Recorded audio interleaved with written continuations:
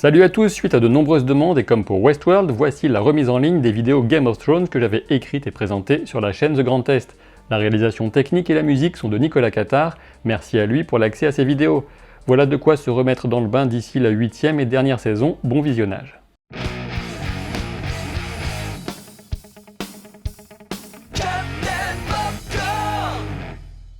Bonjour à tous et bienvenue pour ce débrief du premier épisode de la saison 6 de Game of Thrones.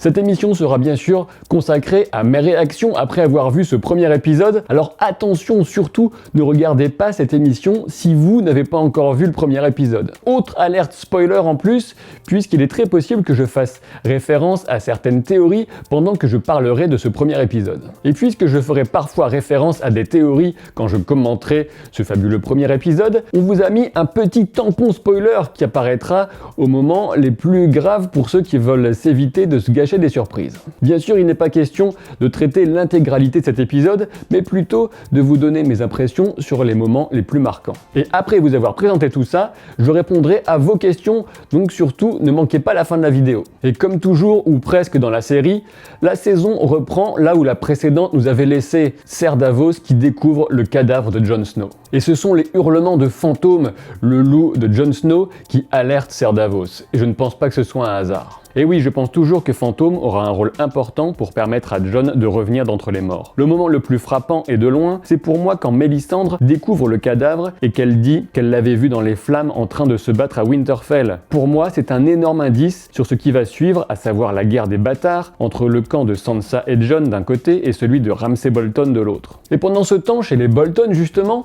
on découvre que Ramsay aimait, à sa façon, la fille du maître du chenil. Mais surtout, Roose Bolton, le père de Ramsay, le prévient que s'il ne retrouve pas Sansa, le véritable héritier sera le futur enfant de Walda. Et on craint de savoir comment Ramsay va réagir à cette menace à peine voilée. Ah, Brienne qui réussit enfin à sauver Sansa Stark.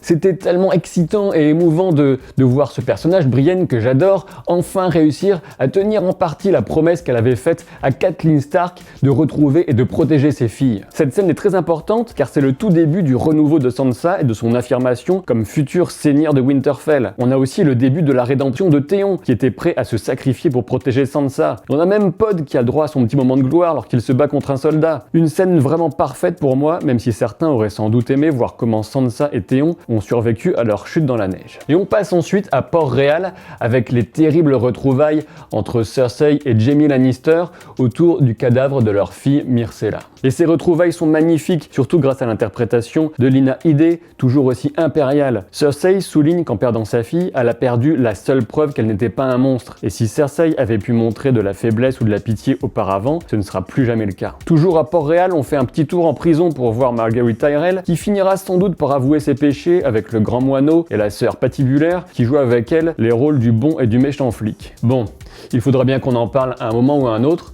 On est retourné à Dorne, et franchement, de mon point de vue, ça s'annonce mal. Eh oui, le traitement de la maison Martell était déjà le point faible de la saison 5 avec les aspics des sables, et ça ne risque pas de s'arranger. L'assassinat de Dorian Martell et de son garde du corps Areo Ota est pour moi très décevant. C'est très différent de ce qui se passe dans les livres, et on espère que ces deux beaux personnages y auront un destin plus intéressant. Il faut y ajouter la mort de Tristan, qui tombe un peu à plat pour moi également, mis à part l'effet un peu gore de la lance à travers la tête. En tout cas, tout ça reprend le thème de la montée des femmes au pouvoir, qui sera certainement important cette saison, et c'est une façon pour la série de montrer que des femmes au pouvoir, ce n'est pas toujours mieux que des hommes. À Myrine, pendant ce temps, on a le bonheur de retrouver le duo Tyrion et Varys. Alors oui, on voit un prêtre rouge, mais le seul événement vraiment important de cette séquence, c'est bien sûr l'incendie de la flotte de Daenerys. Comment va-t-elle pouvoir prendre le pouvoir à Westeros sans bateau pour transporter ses troupes? On peut supposer que la solution sera apportée plus tard par les Fernets. Et quand on parle du loup, ou plutôt de la mère des dragons, on retrouve Daenerys.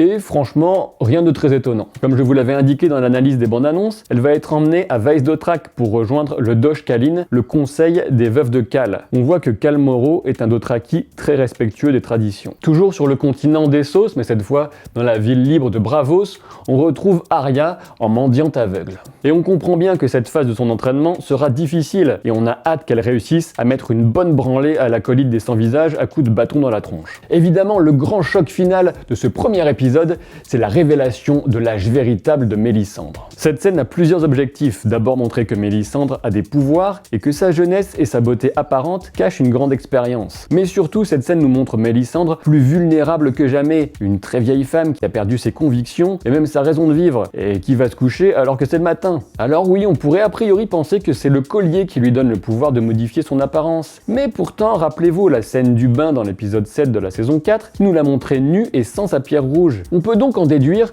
que les pouvoirs viennent d'elle, et que la pierre qui est dans son collier ne lui sert que de focalisateur. On termine avec un petit clin d'œil sur les moments les plus drôles de l'épisode. Alors on a tout d'abord Tyrion et Varys qui se promènent tranquillement à Meereen, et là, qu'est-ce qu'il voit? Il voit une mendiante avec un bébé dans les bras, et Tyrion, qui a bon cœur, veut lui donner une pièce. Et la pauvre pense que Tyrion, le petit Tyrion, veut bouffer son gosse. C'était vraiment à mourir de rire. Et l'autre passage qui m'a bien fait marrer, c'est quand Ser Davos, qui est retranché dans les appartements de Jon Snow, demande à Alistair Thorne d'ajouter un petit peu de mouton pour qu'il puisse manger sur la route. S'il lui avait commandé une pizza 4 fromages, ça m'aurait pas plus fait rire. On passe maintenant à la FAQ puisque chaque semaine, je répondrai à certaines de vos questions. Pour ce premier épisode, je vais répondre à une question assez complète que m'avait posée Caroline Toussaint dans les commentaires sous la vidéo FAQ des 50 000 abonnés. Elle me demandait quelles sont, selon moi, les différences les plus regrettables ou les plus notables entre la série et les livres. Pour moi, les différences les plus notables et plutôt négatives, c'est d'abord la mort de certains personnages. On a dans la série Barristan Selmy, le chevalier qui est mort, on a aussi Stannis Baratheon qui n'est pas encore mort dans les livres, et on a Mance Rayder, le roi des sauvageons, qui est encore vivant dans les livres également. Pour moi, ce sont trois personnages très intéressants et j'aimerais en apprendre plus sur eux en continuant à lire les livres, et j'étais un peu déçu de les voir mourir aussi vite dans la série. Deuxième point négatif pour moi, c'est la façon dont la série a traité la scène de sexe entre Jaime et Cersei Lannister à côté de la dépouille de leur fils Joffrey. Et oui, dans le livre, il y a une certaine tendresse, alors que dans la série, ça ressemble vraiment beaucoup trop à un viol, et j'ai trouvé ça un peu maladroit, choquant et inutile. Troisième grosse différence négative pour moi, en défaveur de la série, c'est la façon dont la série télévisée traite la famille Martell. Et oui, j'ai trouvé que c'était déjà un assez gros point noir dans la saison 5, alors, parce que dans la saison 4, Oberyn Martell était génial, donc ça donnait de grands espoirs pour la suite, mais dans la saison 5, les aspics des sables et ainsi de suite, c'est vraiment pas terrible, et pour cette saison 6, on dirait que qu'on va continuer à en partir en cacahuète, et c'est bien dommage. Enfin, dernière différence regrettable, ce sont des prophéties, des visions qui ne sont pas assez mises en avant dans la série par rapport au livre, mais on peut le comprendre. Dans une série, c'est très difficile de ne pas spoiler et en plus de montrer des choses qui ne se sont pas encore produites, qui vont arriver, donc ça on peut le pardonner à la série.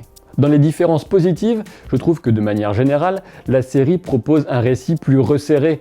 Elle supprime certains personnages secondaires pour renforcer le rôle d'autres personnages qui sont quand même bien sympas. Et l'exemple typique qui me vient à l'esprit, c'est celui de Bronn, qui est devenu le bras droit de Jaime, alors que ce n'est pas le cas dans les livres. De manière générale, le rythme tout simplement est mieux maîtrisé dans la série que dans les livres, puisque même si les 3 premiers livres sont exaltant, très rythmé, impossible à lâcher.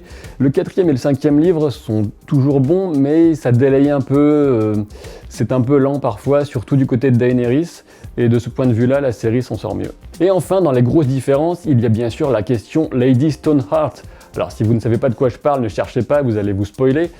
Et a priori, on ne la verra jamais, mais on ne sait jamais, cette saison 6 pourrait nous réserver une surprise. Et voilà, c'est terminé, j'attends bien sûr vos questions, principalement en rapport avec ce premier épisode, donc laissez-les dans les commentaires sous la vidéo, et j'en sélectionnerai quelques-unes pour y répondre dans la prochaine vidéo. Je vous donne rendez-vous donc la semaine prochaine pour l'épisode 2. Salut, à bientôt pour de nouvelles aventures.